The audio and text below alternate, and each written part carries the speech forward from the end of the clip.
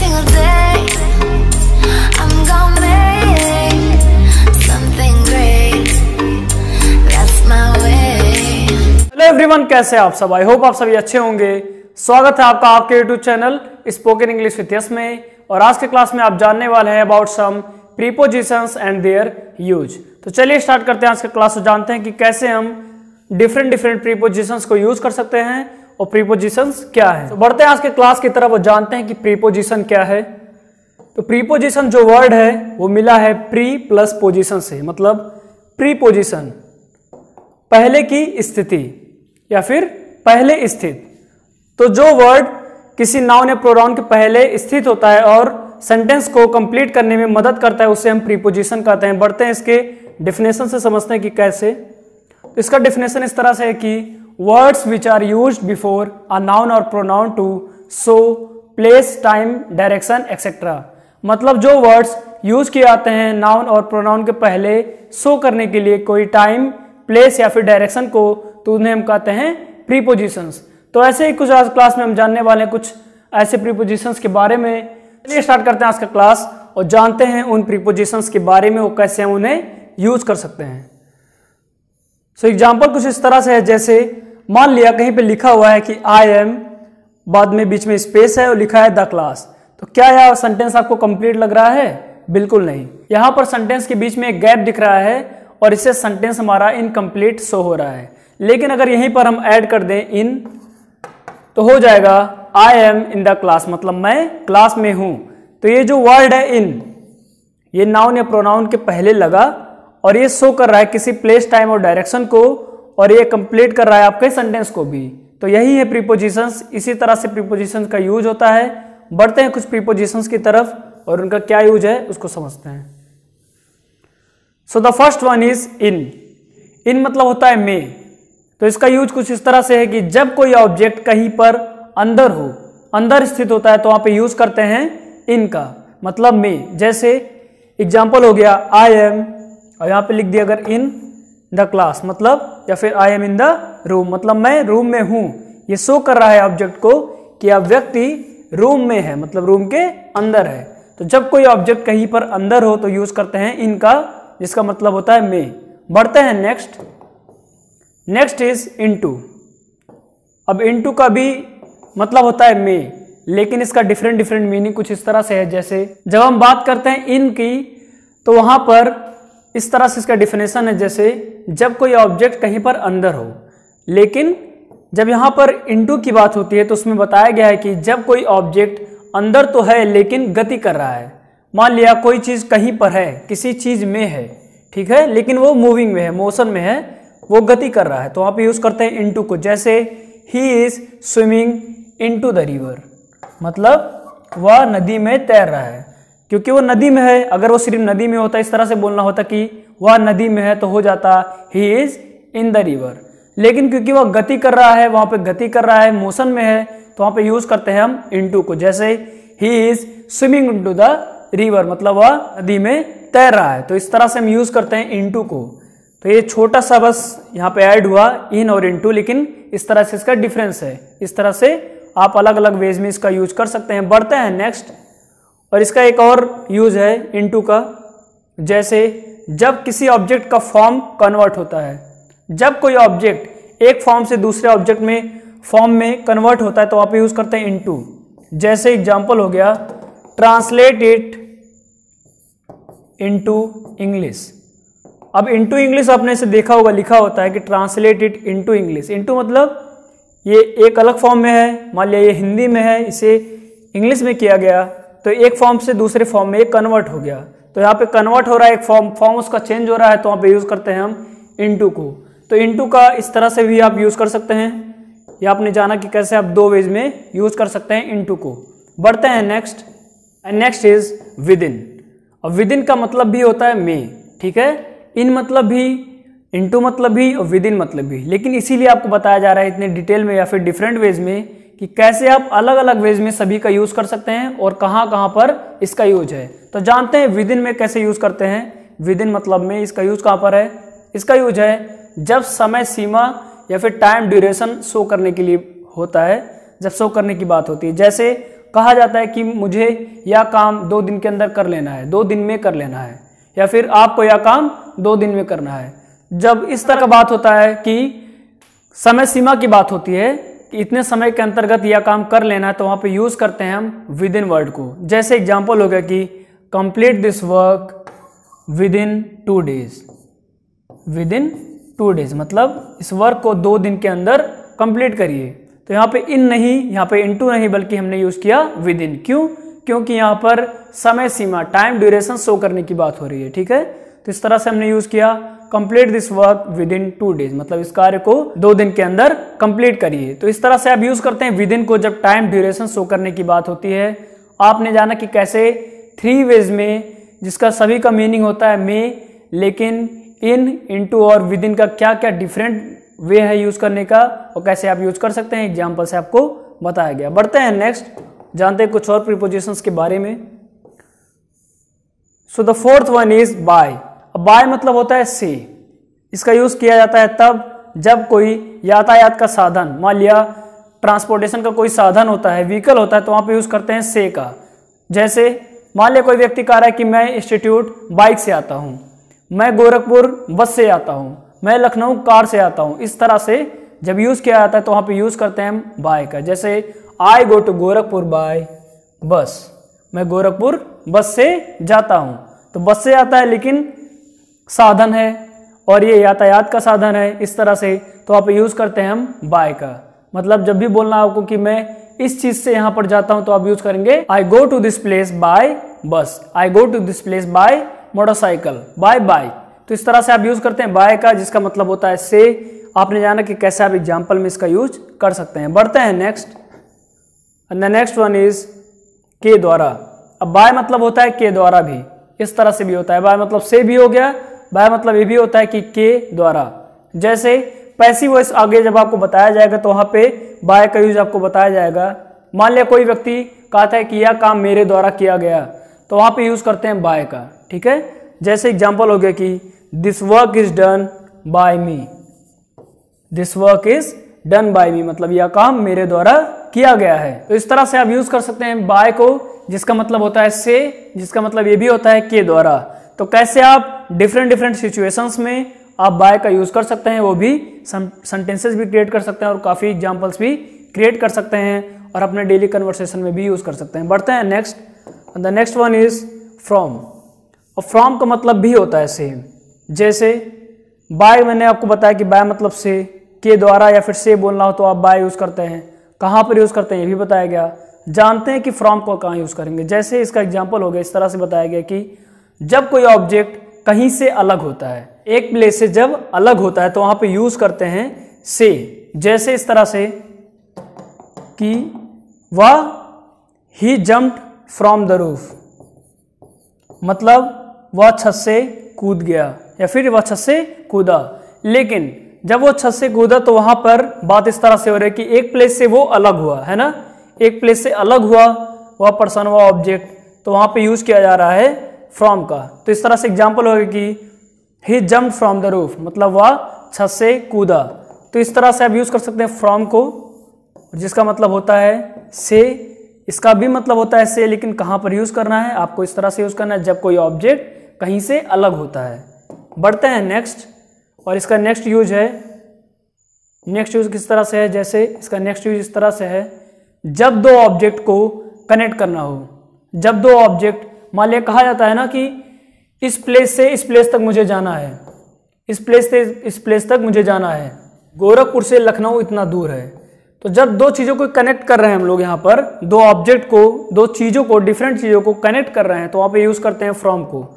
तो आप फ्रॉम इस वे में भी यूज़ कर सकते हैं। समझते हैं एग्जाम्पल से, और एग्जाम्पल कुछ इस तरह से है, जैसे this train runs from Lucknow to Gorakhpur, मतलब यह ट्रेन लखनऊ से गोरखपुर के लिए चलता है। तो इस तरह से आप यूज कर सकते हैं जब दो प्लेस की या फिर दो ऑब्जेक्ट को कनेक्ट करने की बात होती है, तो वहां पे यूज करते हैं आप फ्रॉम को।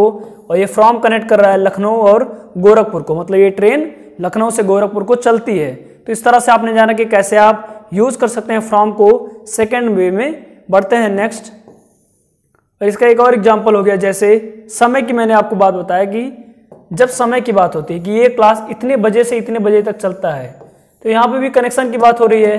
दो ऑब्जेक्ट, दो डिफरेंट चीज को कनेक्ट किया जा रहा है। पहले बताया गया आपको कि यह ट्रेन यहाँ से यहाँ तक चलता है। इसी तरह से जब आपको बोलना हो इस तरह से कि यह क्लास इतने बजे से इतने बजे तक चलता है, तो आप वहां पर भी यूज कर सकते हैं फ्रॉम को। समझते हैं एग्जाम्पल से। इसका एग्जाम्पल कुछ इस तरह से है, जैसे class will start from 9 o'clock to 10 o'clock, मतलब क्लास स्टार्ट होगा 9 बजे से 10 बजे तक। तो 9 और 10 इसका कनेक्शन यहाँ पे हो रहा है, ये एक दूसरे को कनेक्ट कर रहा है। कौन कनेक्ट कर रहा है? फ्रॉम। तो इस तरह से आपने जाना कि कैसे आप फ्रॉम का यूज कर सकते हैं जब चीजें एक दूसरे को, जब दो ऑब्जेक्ट को कनेक्ट करने की बात होती है, तो आप ऐसे यूज कर सकते हैं फ्रॉम को। ये हो गया इसका सेकेंड यूज। एंड बढ़ते हैं नेक्स्ट। और एक और एग्जाम्पल है यहाँ पर, जैसे जब बोलना होता है, मान लिया कोई व्यक्ति किसी चीज से सफर कर रहा है। सफर कर रहा है मतलब सफर और ट्रैवल वाला सफर नहीं, बल्कि सफर मतलब मान लिया पीड़ित है, बीमार है किसी चीज से। जैसे कोई कोविड-19 से अगर पीड़ित है, वो सफर कर रहा है, इस चीज से बीमार है, तो वहां पे यूज किया जा सकता है इस तरह से कि ही इज सफरिंग फ्रॉम कोविड-19। आपने अगर बचपन में लेटर्स या फिर एप्लीकेशन लिखे होंगे स्कूल में, तो आप बोलते हैं कि I was suffering from fever, इस तरह से बोलते होंगे। इस तरह से आपने यूज भी किए होंगे पहले। तो वहां पे आपने यूज किया क्या? फ्रॉम का। क्या यूज किया आपने? फ्रॉम का। मतलब जब कोई इलनेस शो करना होता है, कोई बीमारी से कोई पीड़ित गुजर रहा होता है कोई व्यक्ति, तो वहां पर भी हम फ्रॉम का यूज कर सकते हैं। तो काफी वेज में आप फ्रॉम का यूज कर सकते हैं। काफी यूनिक सेंटेंसेस भी आप क्रिएट कर सकते हैं इससे। बढ़ते हैं next. And next is with. अब विद का मतलब भी से होता है, जैसे फ्रॉम का मतलब से होता है, बाय का मतलब होता है, लेकिन डिफरेंट इसका वे है यूज करने का। इसी तरह से विद का अर्थ भी से होता है। जब आपको से बोलना है तब भी आप विद का यूज करते हैं, लेकिन कब यूज करना है जानते हैं हम इसके डेफिनेशन से। तो इस तरह से इसका डेफिनेशन की, जब किसी टूल, इक्विपमेंट या फिर ऑब्जेक्ट की मदद से काम करने की बात होती है। जैसे कहते हैं लोग कि इस तरह से, जैसे मैं यह वीडियो कैमरे से रिकॉर्ड करता हूँ इस तरह से, या फिर मैं यह चीज़ इस चीज़ से करता हूँ। तो जब टूल, किसी टूल इक्विपमेंट की बात होती है, तो वहाँ पर भी यूज़ कर सकते हैं हम विद को। समझते एग्जाम्पल से। इसका एग्जाम्पल इस तरह से है, जैसे I shoot the video with camera, मतलब मैं वीडियो शूट करता हूँ कैमरे से। तो कैमरा एक इक्विपमेंट है, टूल है, और वहाँ पे हमने यूज़ किया विद को। तो आप ऐसे भी आप विद का भी यूज़ कर सकते हैं। यहाँ पे भी बात से की हो रही है, लेकिन से डिफरेंट वे में यहाँ पे यूज किया गया। बढ़ते हैं नेक्स्ट। और इसका सेकंड यूज है के साथ। जब आपको बोलना हो के साथ, तो वहां पे भी आप यूज कर सकते हैं विद को। जैसे ही went there with his friend, मतलब वो अपने दोस्त के साथ वहां पर गया। तो कोई व्यक्ति जब किसी के साथ कहीं पे जा रहा है, तो वहां पे के साथ को यूज करने के लिए हम यूज करते हैं विद को। क्या यूज करते हैं? विद। जैसे ही went there with his friend, मतलब वो अपने दोस्त के साथ वहां पर गया। तो इस तरह से भी आप विद का यूज कर सकते हैं। ये इसका सेकंड यूज था। तो ऐसे आपने जाना कि कैसे से जो वर्ड है से, उसे आप डिफरेंट वर्ड से कैसे यूज कर सकते हैं। तो ये प्रीपोजिशंस की खासियत है कि वर्ड तो सेम होते हैं, लेकिन कैसे डिफरेंट वेज में इसका यूज करना है, ये आपको पता होना काफी जरूरी है। तो बढ़ते हैं next. Next is since and for. अब सिंस और फॉर का मतलब भी से होता है, लेकिन इसका कब यूज करना है? जब फिक्स टाइम होता है तब क्या यूज करते हैं, जब अनफिक्स टाइम होता है तो क्या यूज करते हैं, जब टाइम ड्यूरेशन बताने की बात होती है तो क्या यूज करते हैं। तो इन सभी को एक वीडियो में कवर किया गया है, और वो वीडियो है use of has have been के क्लास में। ठीक है, तो आप जब जाएंगे सर्च करेंगे प्लेलिस्ट में हैज एंड हैव बीन का यूज, तो वहाँ पे आपको लास्ट में बताया गया कि कैसे आप सिंस एंड फॉर का यूज कर सकते हैं। ठीक है, तो आप जाके वहाँ पे सर्च कर सकते हैं और सिंस एंड फॉर का यूज भी क्लियर कर सकते हैं। वहाँ पे डिटेल में बताया गया आपको, काफ़ी डिटेल में। तो इसका भी आप यूज कर सकते हैं। इसका भी मतलब होता है से, तो इस तरह से आप यूज कर सकते हैं। बढ़ते हैं next. Next is through. Through मतलब होता है किसी सोर्स से इंफॉर्मेशन पता चलने पर। जब आप कहते हैं कि मुझे इस व्यक्ति से यह जानकारी मिली, मुझे टीवी देखने से यह जानकारी मिली, मुझे न्यूज़ से यह जानकारी मिली, मुझे मोबाइल से इस चीज़ की जानकारी मिली। ठीक है, तो जब इस तरह से आप बोलना होता है आपको, तो आप यूज़ करते हैं थ्रो को। इसका एग्जाम्पल हो गया कि I got this news through TV, मतलब मुझे यह न्यूज़ पता चला या फिर न्यूज़ मिला टीवी से, टेलीविज़न से। तो यहाँ पे से की बात हो रही है, लेकिन थ्रो का यूज़ किया गया क्योंकि यहाँ पे किसी सोर्स से इंफॉर्मेशन मिलने की बात हो रही है। तो ऐसे आप यूज़ कर सकते हैं थ्रो को। बढ़ते हैं नेक्स्ट यूज़ की तरफ, और इसका सेकंड यूज है जब हम किसी चीज़ या फिर जगह के अंदर से गुजर रहे होते हैं, जा रहे होते हैं, या फिर कोई ऑब्जेक्ट कहीं से गुजर रहा होता है, तो वहाँ पे यूज़ करते हैं हम थ्रो को। जैसे he was going through a forest, he was going through a forest मतलब वह एक जंगल से गुजर रहा था या फिर जा रहा था। तो जब कोई व्यक्ति मान लिया कोई टनल से, किसी प्लेस से गुजर रहा होता है या फिर कोई चीज़ ऑब्जेक्ट गुजर रहा होता है, तो वहाँ पे यूज़ करते हैं हम थ्रो को।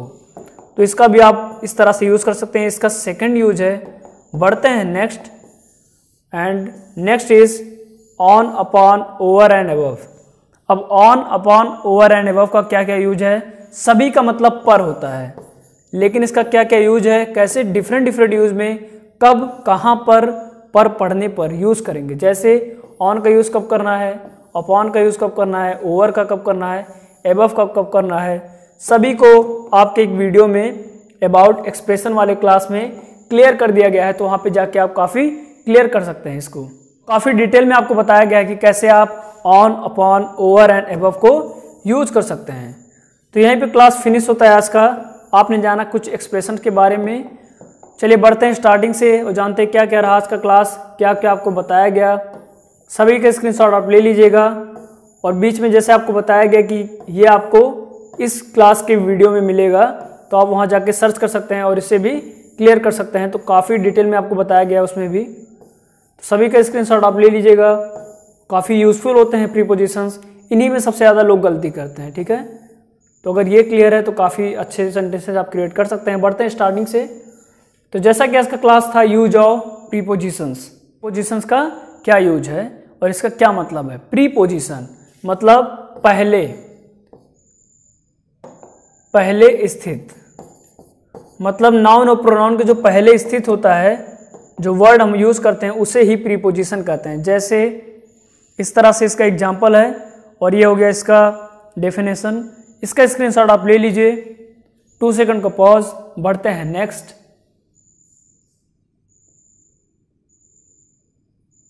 नेक्स्ट इज इसका एक छोटा सा एग्जाम्पल, और ये हो गया पहला यूज़ क्या करेंगे हम, कैसे यूज़ कर सकते हैं, मे की जगह पे। बढ़ते हैं नेक्स्ट, और नेक्स्ट इज कैसे मे का यूज़ इनटू के फॉर्म में हम करते हैं, और क्या क्या वेज हैं, 1 भी है, सेकंड भी है, इस तरह से डिफरेंट वेज में भी यूज़ किया जा सकता है। इसका भी स्क्रीनशॉट आप ले लीजिए। बढ़ते हैं नेक्स्ट, एंड नेक्स्ट इज इसका एग्जाम्पल एंड विद इन के बारे में, कि कैसे आप विद इन का भी यूज़ कर सकते हैं, और इसका एक एग्जाम्पल हो गया। सभी का मतलब में होता है, कन्फ्यूजन इसी तरह से ही होता है लोगों को, लेकिन अगर क्लियर हो गया तो काफ़ी बेनिफिट होता है। तो बढ़ते हैं next, and next is by. तो बाय मतलब इससे होता है, और उसका यूज आप कब करते हैं, कहाँ कहाँ पर यूज़ करना है, इसका भी यहाँ पर डिटेल में है। स्क्रीनशॉट आप ले लीजिए। बढ़ते हैं नेक्स्ट इज इसका एग्जाम्पल हो गया। एंड फिफ्थ, कैसे फ्रॉम का यूज़ करके हम से में यूज़ कर सकते हैं। नेक्स्ट, कैसे इसका इस तरह से भी यूज है।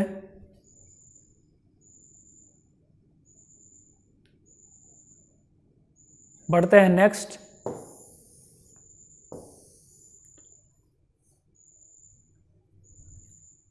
इसका एग्जाम्पल, थर्ड एग्जाम्पल काफ़ी वेज में यूज़ कर सकते हैं आप, क्योंकि 3 एग्जाम्पल भी बताए गए इसके। ये हो गया 6th। बढ़ते हैं नेक्स्ट, इसका सेकंड यूज, और सिंस फॉर का क्लास आपको कहाँ पर मिलेगा, कौन से वीडियो में। ठीक है, तो वहाँ पर आप सर्च कर सकते हैं और प्लेलिस्ट में भी ढूंढ सकते हैं। आप चैनल में साइड में जाएंगे तो आपको प्लेलिस्ट मिलेगा, प्लेलिस्ट में आप देख सकते हैं और ये वीडियो आपको जरूर मिलेगा। इसका भी स्क्रीनशॉट आप ले लीजिए। बढ़ते हैं नेक्स्ट, नेक्स्ट इज 7, कैसे थ्रो का यूज़ करके आप एग्जाम्पल्स क्रिएट कर सकते हैं। इस तरह से सेंटेंसेस भी क्रिएट कर सकते हैं। आपको कहाँ पे यूज़ करना है थ्रो का, इसका भी स्क्रीनशॉट आप ले लीजिए। बढ़ते हैं नेक्स्ट, और नेक्स्ट ये हो गया आपका last, example and on, upon, over and above के बारे में, कि कैसे आप on, upon, over and above का डिफरेंट वेज में यूज़ कर सकते हैं। यह आपको बताया गया है अबाउट एक्सप्रेशन के क्लास में, जो आपको प्लेलिस्ट में ज़रूर मिलेगा, और प्लेलिस्ट में जाके आप चेक कर सकते हैं इस वीडियो के बारे में, जिसमें आपको डिटेल वे में बताया गया कि कैसे आप on, upon, over and above का यूज़ कर सकते हैं। तो इसका भी स्क्रीनशॉट आप ले लीजिए, लास्ट एग्जाम्पल और कुछ प्रीपोजिशंस के बारे में। सो आज के क्लास में आपने जाना प्रीपोजिशंस के बारे में। अगर आप एक अच्छा इंग्लिश स्पीकर बनना चाहते हो then you must have the knowledge of prepositions. आज के वीडियो में आपको बताया गया प्रीपोजिशंस के बारे में, कैसे एक प्रीपोजिशन को आप डिफरेंट वेज में यूज कर सकते हो। जैसे मान लिया ये जो वर्ड है से, इसका आप बाय से, फॉर से, सिंस से, या फिर विथ से, या फिर फ्रॉम से, कैसे डिफरेंट वेज में एक वर्ड को ही यूज किया जाता है। इसीलिए आपको डिटेल में बताया जाता है, क्योंकि लोग यहीं पर ही काफी ज्यादा मिस्टेक करते हैं। एक वर्ड होता है सिमिलर लगता है, इसीलिए कोई भी प्रीपोजिशन वहां पर ऐड कर देते हैं। इसीलिए आपको ये जानना काफी जरूरी है कि कौन सा प्रीपोजिशन कहां पर यूज करना है। तो आई होप आज का क्लास आपको समझ में आया होगा। सभी के स्क्रीनशॉट आप ले लीजिए, नोट्स प्रिपेयर करते रहिए, प्रैक्टिस करते रहिए। Till then keep reading, keep writing, keep listening and keep speaking English. Every single day I'm gonna